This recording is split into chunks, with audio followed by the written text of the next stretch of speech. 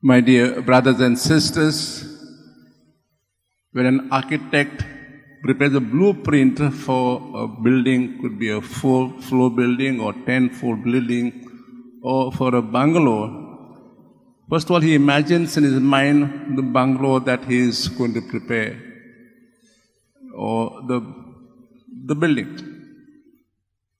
He places in mind where will the drawing room be, where will the sitting room be, where will the bedrooms will be, and so on. After he has got a whole thing in his mind, then he prepares the blueprint and presents to the engineer.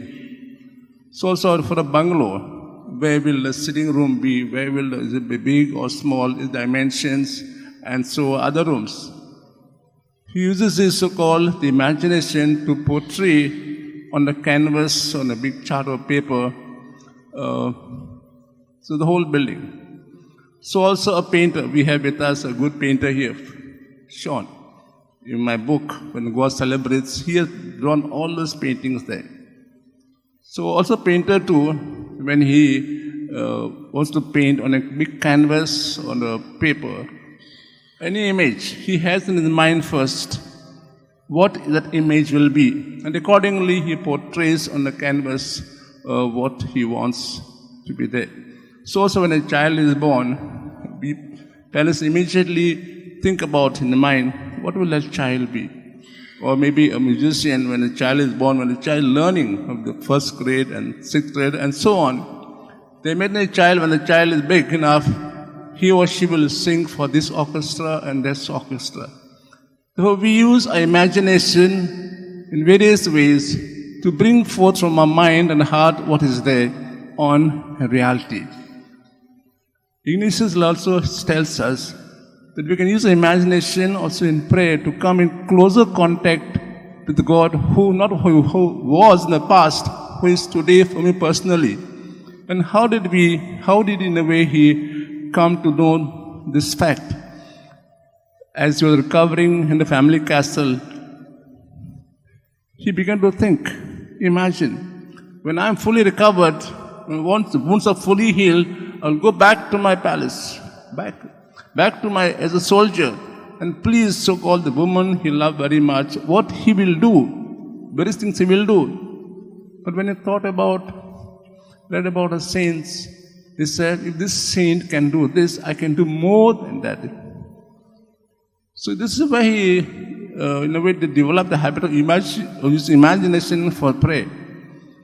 So it tells us when we to pray, we can use this faculty of imagination to come in closer contact with Jesus or with God or the Old Testament.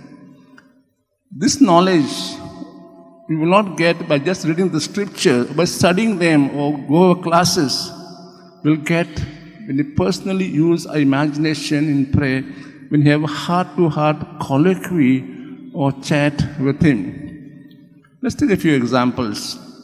It tells us when you are contemplating on the incarnation, God planning to send His Son into the world, He says, get into the mind of God the Father.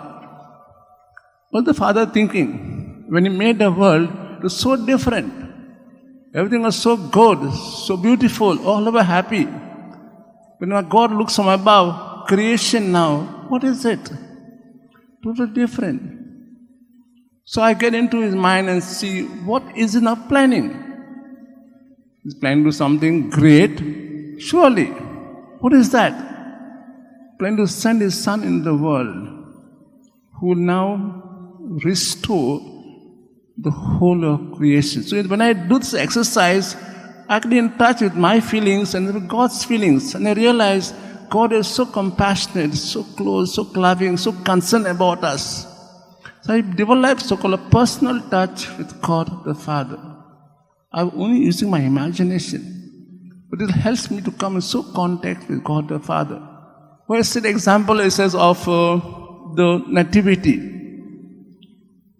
He says, accompany the couple, Joseph and Mary.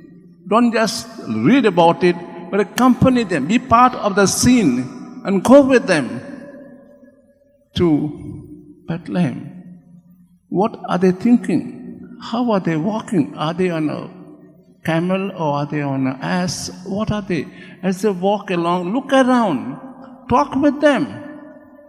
When a child is born in the inn, look around, he says. Look around, look at the smell, see with the inner eyes. So now I become the part of the scene, my mind starts thinking, and I think with Jesus, I think with the baby Jesus, I think with Mary, I think with Joseph, I think with the animals around, I think with the surrounding around. The result is I develop a deep trust, a deep love, a deep contact with the person in the scene. If you take a scene, any scene in the gospel passages, think about Jesus healing the leper. Be part of the scene. Look at the leper. Look at his condition. Look at Jesus. How is he looking at that person? I'm using the faculty of my mind during prayer to be part of the scene, and then I have those feelings of different feelings. Do I feel sorry for the leper because he is discarded of society? Or do I feel pity for him? Or do I have compassion with him? Do I feel with him? When I look at Jesus, looking at him, what is he telling him? When I look at people, they are scorning him. Go away, he says, because you're not supposed to be, you're supposed to live in a jungle or in a forest side or in a mountain. So when I use my imagination in prayer, I in a way develop a deep respect, a deep love for Jesus, surroundings, people around him. So my imagination in a way helps me not just to think or to reflect, I become part of the scene, and those feelings that arise in me, in a way, help me to come closer to God and to other people. This is what actually happens in our daily life too. When you visit a person, a family who has lost somebody in their home, I become part of the scene there. My feelings of sympathy, compassion. Or when I take part in a celebration, in a way, I become part of the big scene there, and I rejoice with them because celebration. So, Ignace tells us, when you pray, don't just read the text, but imagine it here in your mind and heart as it is actually happening now. Let's ask Ignatius to help us to use our faculty imagination in this way, that when we read the text of the Old Testament, the New Testament, we not read just the words, not just reflect on it. Let those words, images come into our mind, and we try to live them in our mind so that they influence us not just from within, also from without.